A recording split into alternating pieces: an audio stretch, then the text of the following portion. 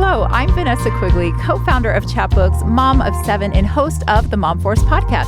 This is where we share the real stuff, stories, laughs, and the truth that none of us have it all figured out. Motherhood was never meant to be done alone. We are all in this together. Welcome to the Mom Force. Hello, welcome to another episode of the Mom Force podcast. This time we have got the sisters back. That's right. Welcome. For you OGs, the very first episodes of the podcast, my co-hosts were my sisters, and they were the best days of the podcast. We're rolling it back. We're bringing them back. We're going to tackle all the real stuff of mom life, and this is how the episodes are going to go, okay? We are going to throw out a scenario, a typical scenario of mom life, and then we're going to share some stories from our childhood growing up, some family lore. If you don't know, I'm the oldest of 12. These are my little sisters. Then we're going to share some of the stories that we have lived through in the trenches of our own motherhood. We're going to share some data and expertise that we can weigh in on and maybe challenge some of our assumptions. And then we're going to challenge you at home to, try something new and to share your stories with us. But first, before I introduce my sisters, can you even believe it's already October? Which means we're leaning into all things spooky. Though honestly, nothing gives me more chills than some of the stories that we've got lined up for today's episode. But before we get there, let's talk about a different kind of spooky, like how fast our kids are growing up. Hey, the good news is you can hang on to those memories by gathering all of your Halloween photos, the costumes, the candy, the parades, the whole thing, and turn them into a fun Halloween chapbook. And with one of our festive Halloween designer covers, including our new fancy foil designs, it'll become a keepsake you'll pull out every season and your whole family will love. Way better than just scrolling past those old photos on your phone. Trust me. Okay? Now, on to my sisters.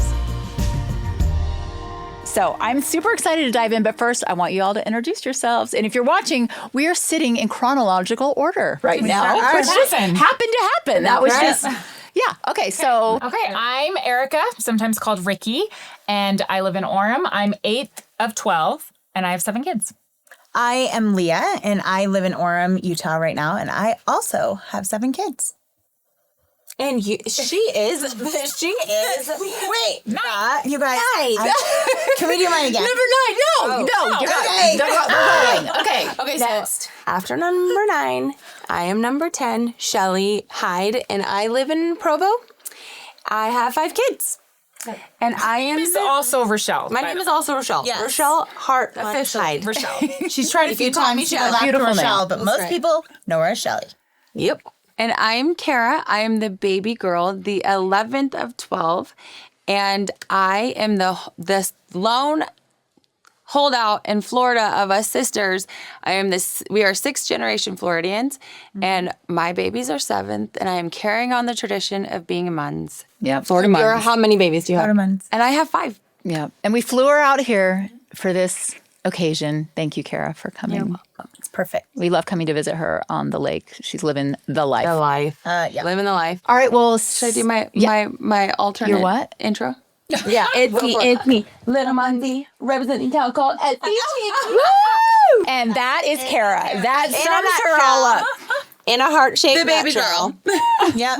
Pretty girl. What is wild is we all grew up with the same set of parents, and we are all so different. And I hope as you hear these sister episodes, you get a little glimpse of what that's like. And you see there's no one right way to be a mom. And hopefully we bring our individual flavors that you can connect with. Yeah. Mm-hmm. Yeah. Okay.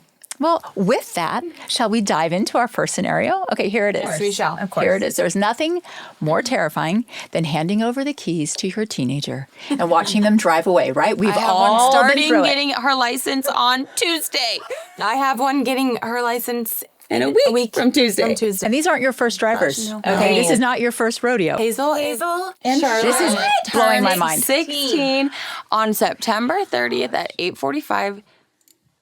God bless us all. She's taking her driving test. Oh my gosh. Wow. Listen, Jesus Take the Wheel has never Literally. been more relevant, right? We need him. Okay, and I know we all have experience of what happens when things don't go according to plan on the road and you get a little bit of a fender bender or a major crash.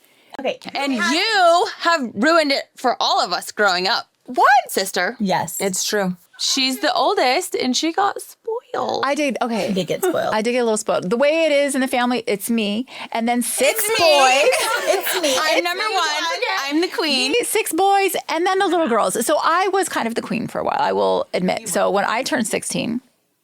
What did Daddy do? Well, actually, to be fair, my first car was a little crappy Toyota Corolla station wagon. I love that look. I put a big local motion sticker on the back window. A little Ron Jones, Cocoa Beach. Okay, I'm a Florida girl. But then I took it off-roading and came back with the muffler dragging. And I'm like, I don't know what happened, Dad. And he took me car shopping and I got a brand new 4Runner. Okay. That was pretty cool. I also lost a muffler. Very cool. We did not get a brand new 4Runner. No. I was shocked that he went for it, but, you know. And then how long did And it then last? Last. And then what? Then I had a crash. I rear-ended into somebody, and then Daddy took it away. That was gone. And Daddy took it away from all of us. Every single one. Because from there on out, our cars were no less than 20 years old and no more than $2,500. Yes, He learned his lesson. he did. He did. He's a smart guy. But I know I'm not the only one that's taken a car off-road. Leah?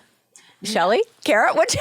That'll be it. The mud boggin? Yes, we did. We got it stuck. We actually got it stuck in Whole Pot. Wait, what was it? What kind of car was it? So when Dad wised out and was buying cheaper cars.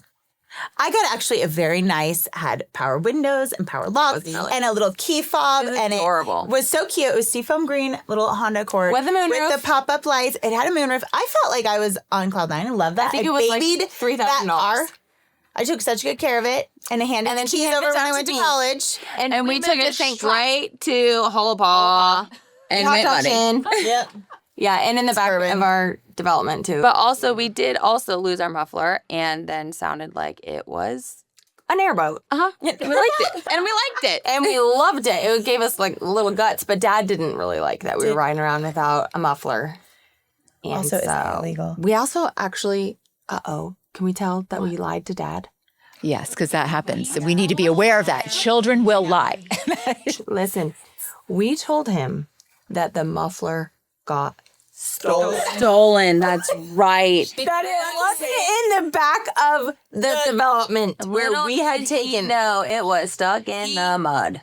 Because the muffler of a 1993 Probably 94. Listen, Honda Accord. stolen. Hot. Things were actually being stolen. Like, remember the Bobcat that we used to ride around in the backyard With the screwdriver? Like, things were getting stolen. Like, Yeah. So is this a likely, believable story? Another they stolen must thing. have stolen our muffler. Did a muffler from a 1993 Honda Accord. Bananas. Just so you know, kids today are still taking cars off-road that have no business going off-road. Isabel, listen, no, she didn't lie. Listen, Isabel took Nate's Tesla for a little off-road.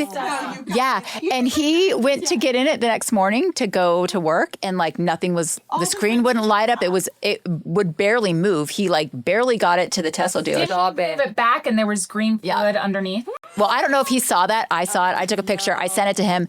He gets to Tesla and they're like, yeah, your battery is destroyed.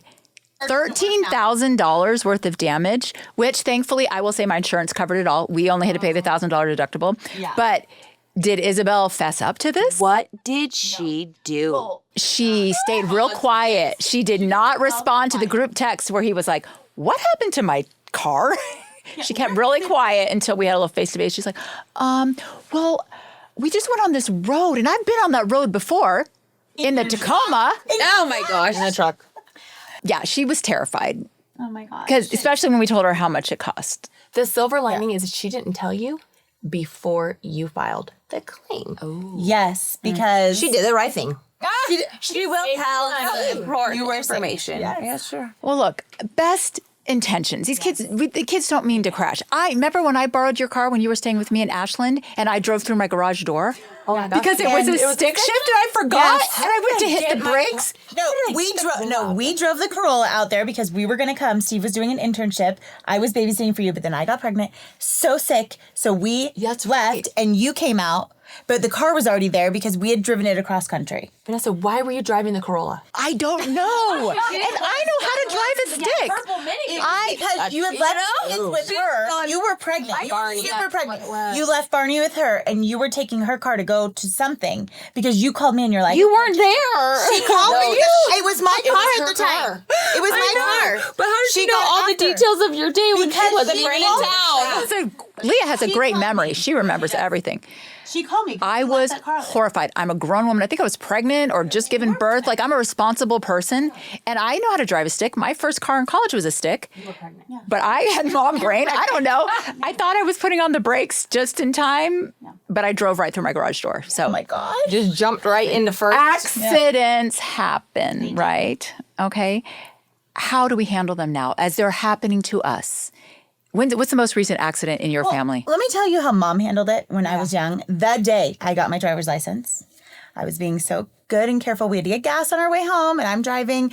And I wanted to get real close to the gas thing because I thought, closer the better. Closer the better. And apparently those barricades, they're cement, FYI. They're not plastic. They look not plastic. Foam. They are not foam. They are cement. And my mom had, it wasn't like a brand new Camry, but we pulled up to it and I caught the front fender and then I panicked and moved and the back caught it. And she's like, well, it's only one way through now. And she didn't even yell at me, but we scraped from the front wheel well to the trunk. I didn't know she was in the car. She was in the car with me. Okay. I was in the car freaked out when Isabel did this in my new Audi. She just said, oh. And that's what I was doing, but not because I thought it was fun. I was just like, why are you still driving? Stop. No, mom told her to keep going. She goes, there's only one way through. One way out. I mean, honestly, that is true. I just couldn't believe Isabel kept driving as it was all down the side of the car. I know.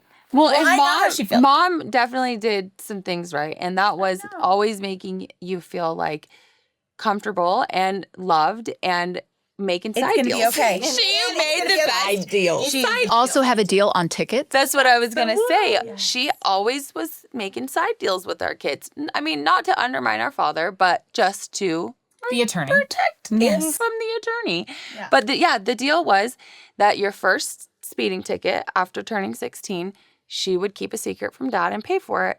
But the second one, we had to go to Dad for. Dad about it. And Dad didn't even know about this deal until all of the kids were grown and out of the house that he had actually paid for more than 1 or 2 or 3 speeding tickets. Can I just say, I never got a ticket. I never because I never did either. Right. I didn't either. I never got You should know. Your next speeding ticket, go straight to mom. now. Straight to mom. She'd be good for it. She actually would she would give you her credit card right now. It's true. And she wouldn't even tell Dad. Well, we were lucky to have mom and dad were good foils to each other, right? Because you know that scene in Ferris Bueller's Day Off where they're trying to reverse the mileage on the Ferrari and then it goes shooting through the glass door and like the terror. This is Cameron's dad's beloved, like loved him utter more terror. Than Cameron, yes. I know that our kids feel that way when they have to come to us. Like Aiden, Aiden, he's so responsible. He's so put together. He backed his truck out. According to him, he just barely nicked the mailbox. But when we came out to look at it, it was a pile of rubble. It was completely like it exploded. Stop it. I just barely tapped it. Scratching the surface. And then the whole fender is... And you're just like... absolutely destroyed. And a little fender bender in the driveway is, that's not that big of a deal. Declan hit 2 cars in one day in our driveway. But the first week he had his license, okay? But what happens when they get in an accident on the freeway? And it's either their fault or not their fault. It doesn't matter. It can be super scary, right? And I actually reached out to our dad, Rainier F. Munz Esquire, founding partner of Bogan Munz, personal injury lawyer, for his advice. Like, what would you say to moms to coach your kids if they were to be in a car accident? Okay, this is what he said. Do not leave the scene. Please. Okay? I don't know if he has history with that. Has anyone been guilty of that? No. Take photos of the damage. And if there's no damage, just exchange information. And he made a really big deal of this. Keep the insurance card in the glove box because you got to have that. Mm-hmm. And you'll often get a ticket on top of it if you don't have the insurance. And then we went on a tangent about how those insurance premiums skyrocket. Well, last summer, my oldest was still on our insurance. He was 23 at the time. Do you remember when we were in Florida? I'm in Florida. Our family had already left for Florida. Deuce and Maddie were driving to the airport because they came a day later and got in a fender bender on the freeway. And it was his fault. It was traffic. And he said it was a big truck and he was driving a smaller Acura sedan. And he did all those things they called. Maddie was... It's rattling to get in a car accident. Yeah. Especially you're late to the airport. And they were headed to the airport thinking they were going to miss their flight. They took pictures. Police came. He got a ticket. The guy was very nice, very understanding. He could have been terrible to them. But our insurance carrier, who we had for 20-something years, and I had never filed his car ended up being totaled. Dropped us. We just got dropped from our insurance. Dropped us.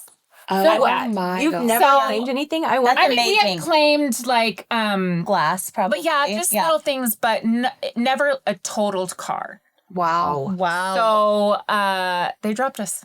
Oh, rude. But it ended up being a blessing in disguise because Deuce ended up getting on his own. I mean, he's an adult, he should. And our insurance, we insurance shopped. I just never did that. Yeah. You could 27 years is a long time. That's a really long time. You are client. You are my kind of friend. Loyal. You are Loyal. brand loyal. So it worked out. But Yeah. and take a picture, don't leave the scene, all those things. Well, I have one thing to add. If your kids ever get in an accident, don't answer any questions yet until you have the parent there. Have them wait until you get there or somebody responsible. Because I had a daughter get in a situation where the other parent showed up. I was out of town. Steve was out of the city and couldn't get there. And this other parent showed up and she ran the whole thing. And even though they both backed into each other. She set the narrative. Ellie got all the Set blame. the narrative. We paid it all and we actually got dropped from our insurance. So you're saying have someone show up. And show up.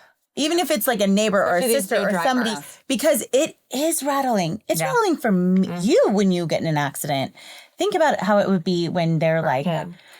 Well, that statistic of like you are more likely to get in a car accident within 1 mile of your house is true because Kate, 2 weeks into having her license, crashed my brand new Tahoe, which was exciting, and she was within 1 mile of our house. Most of our accidents in our home too also. I think you're just comfortable and you're like, I'm almost home, or you're leaving and you're like, I got this. I'm so familiar with this area. Or you're used to backing out of your garage and there's usually not a car there, but there's a car there. Oh, and there's a car there again. But it's just so important to stay vigilant, even when you're in your driveway, when you're so close to home and you feel comfortable. But when accidents do happen farther away, I think maybe something that could be helpful is if well, first of all, we should walk through what you should do with our kids, the things Dad said. Actually, there's a whole list of things here from insurance carriers agree that this is what you should teach your kids. And maybe we could type this out and put it in the glove box with the insurance card. Great idea. Okay, here it is. Stay calm. Take a breath before reacting. Check for injuries. Call 911. Move to safety if possible. If the car cannot be moved, stay in the car with the hazards on. There's nothing scarier than being stuck on the freeway with cars going. Sometimes you're safer in the car. Also, nothing more exhilarating than dialing 911. Tell me about it. I love calling the cops. Love it. I'm a professional cop caller for really good reasons. That is another episode. If you need someone to call the cops, call me. I'll call them. We just need to have an episode of 911. Okay. I will let you run the show because I do not have any experience with that. All right, we'll bring it back. We'll bring it back to insurance. Call the cops. Call 911, move to safety, call the police, exchange info, and document. Dad did say make sure you take pictures of all the damage. Take pictures of where you move. The cars are before you move it. Because a lot of times that's what happens. Ellie pulled her car back into the spot, and so... That's part of the trouble. She got in a lot of trouble. Yeah. And then call. Also, don't admit fault. Don't admit fault. And that's what kind of happened with Ellie and the friend. Because they're like, well, were you backing up? Why didn't you stop when you saw her? And she's like, Leah's still getting over this. This is obviously still a very touchy subject. And actually, last on the list is call your parents, which I don't know. I might put it at the top of the list. Let's walk through this together. But I thought that was definitely they should call. But anyway, maybe we print this out, we laminate it, we put it in the glove box with the insurance card. Anything you would add to this list as we're thinking about ways to keep our kids safe? And I mean, one thing I would wish I had done different, looking back on Kate's situation, I don't know what the laws are in each state, but in Florida, there's no law about who can ride with your brand new driver. But she was with a friend and they were having a good time going to lunch. So I would say with Charlotte starting her driving life coming up next week, no friends in the car for at least the first month, 2 months, 6 months, until I know that she's confident behind the wheel and that she's safe, 0 distraction. Yeah. We're lucky in Utah that it's a law. Oh, yeah. But everyone blows it off. I mean, it's true, they do. Everyone blows it off. I'm trying to enforce it. Who do I need to call? Who do I need to call the cops on? Maggie, phone. Call the cops on Maggie. Maggie Ward. Where's your phone? Reporter. Maggie. I'm just kidding. Maggie, I love you so much. But I will kill you if you drive anybody. Oh, well, Kara, that is a good reminder. Check out the laws of your states. And please, if you live in Utah, where it is a law to not drive with anyone who's not an immediate family member for 6 months, please enforce that law because I'm trying to enforce that. Yes. And our kids are out on the road also. Yes. Yeah. And your kids are riding bikes on the road. Like, Yeah, it's trouble. There are so many distractions for new drivers that we didn't have growing up. We didn't have phones. Yeah, we didn't have car phones. That's a whole We didn't other. But just quickly, what do you tell your kids to do with their phones? Because we want them to have their phones so that if they do get in an accident, they can call us. Do you have them put the phone in the back seat? I've heard that's a good one. A good one. Until they go fishing for it while they're driving. No. My kids all have CarPlay, so when they're driving, they don't get the notifications. Yeah. But I don't know how. The last ticket Isabel got before her license was revoked, it was suspended for. It happens to good people. Just like Happens to good people all over. Almost got arrested. Okay, it happens to good, honest people all over. Law abiding. Law upstanding. Law enforcement calling. Kara's Kara's had many runs in with the law. You will hear about more of them as we continue. Our dad had to sign an affidavit Excuse that me. she would not be on his Secrets. his insurance. Or Secrets. he's getting dropped from his umbrella. Yeah, in that's high true. School. Oh, Dad threatened the umbrella drop to all of us. That was not I legitimate. never got threatened with it. I did. Listen, Isabel said she was just changing the music, the song. But listen, we got to wrap up here. You brought up insurance again. I would love to hear from our listeners specifically about the insurance piece because, like you said, a lot of these accidents happen so close to home that we don't have to involve the authorities, but we do have some damage. It may be damage to a car on the street, in the driveway. How are there tips or tricks for helping to keep our insurance out of the picture? Like, or to keep our rates down because we can't be getting kicked off our insurance. What you do policies. is you keep a little bottle of car paint in your car. Listen, that was a rental. It was a rental. Anyone This is how renting a you- Jaguar coupe in LA, Circa. it was us. It is- Okay, it was us. If you get posted up, 2000. if you get On a charged parking block. with scratches, we're sorry. Yes. We're really sorry. Because our paint job probably is worn off. by Worn now. off. Hey, I'll tell you something not to do. Declan, that day that he hit 2 cars in one day, he saw on TikTok one way to pull out a bumper is it had something to do with a lot of duct tape and a plunger. Plunger. Doesn't work. I Destroyed the bumper. The duct tape pulled all of the paint. It was, no, we ended up having to replace the whole thing. So I want to hear some of the craziest things that our listeners, have done to avoid an insurance claim. Or a rental claim. I mean, just for fun. rental claim. Or a rental claim. He may remain I want to anonymous. hear if it's anonymous, tell be anonymous. Just post. Okay. DM us. DM either me, Vanessa Quigley, or Chapbooks, and we might just feel seen. We might get a good laugh. We might share anonymously. We want to hear your stories. We want to keep these conversations going. These are topics that are important. And reach out to a friend. Ask them about this. Print out the list. Just Google it. You'll find there's lots of places that list what to have your kids do if they're in an accident. Keep that in the glove compartment with the insurance. Yeah. But in all honesty, driving is very dangerous. And everybody just be safe, be The most cautious, dangerous thing. and be aware because it's not just you, it's the other people on the road. And set the example. Like back to the phone thing. I'm guilty. I have a hard time not looking at my phone and doing things on my phone. Yeah. But maybe I find it every now and then it'll dawn on me. They're like, what is wrong with me? And I will text into my group. One, I'm not driving. I'm recommitting today to not be on my phone. Who's with me? And just talking about it and just acknowledging like this is a real struggle and we cannot be doing this. We've got to be safe for us and for everyone else on the road. And can I just put a plug about the 6-month thing? I constantly feel like I'm the only one making my child not have friends in the car. Yeah. Like, don't be afraid to follow the laws with it. Because it does feel like no one else is following the laws. And everybody tells me, none of my friends have to wait 6 months.